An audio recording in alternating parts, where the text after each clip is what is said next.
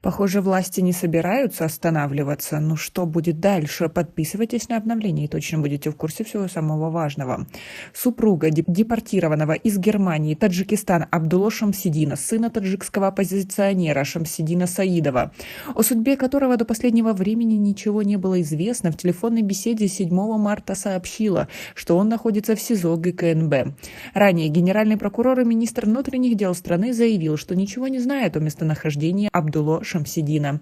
По словам Сумаи Перовой, супруги Абдулло Шамсидина, накануне она говорила с ним по телефону, и тот сообщил ей, что его дело расследуют следователи ГКНБ. Однако, в чем его обвиняют, он не сказал. По ее словам, поначалу она не узнала голос мужа, но тот сказал, что немного простыл, и поэтому у него сел голос. Официально о местонахождении Шамсидина не сообщается, как и о том, в чем он обвиняется.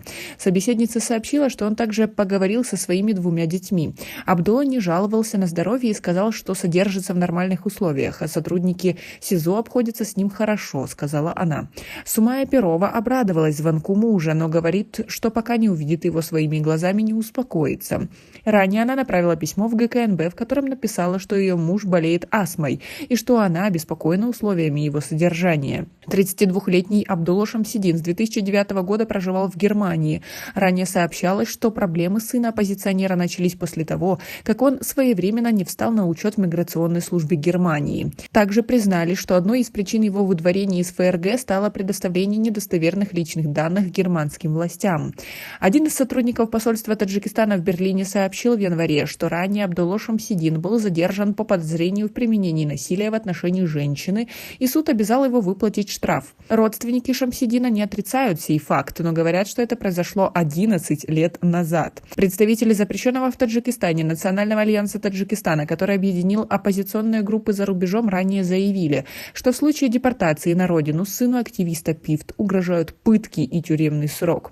Сам Шамсидин Саидов, бывший помощник основателя ПИФТ Саида Абдулло Нури, в январе 2018 года судом Хатлонской области был заочно приговорен к 15 годам лишения свободы.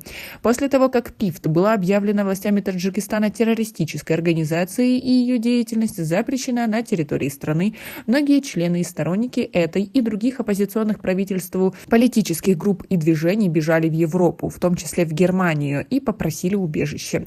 Власти европейских стран удовлетворяют не все прошения, а ранее СМИ сообщали о нескольких случаях выдворения и тюремного заключения на родине лиц, ищущих убежище. Как вы относитесь к такой ситуации? И что, если у тебя в семье есть оппозиционер, то, по сути, это клеймо тебе на всю жизнь, и в любой момент в Таджикистане тебя могут посадить за решетку. Как вам такая ситуация? Как вы думаете, что ждет Таджикистан в таких условиях в будущем? Напишите свои предположения. У нас пока на этом все. Оцените наше видео подпиской и лайком. До скорой встречи.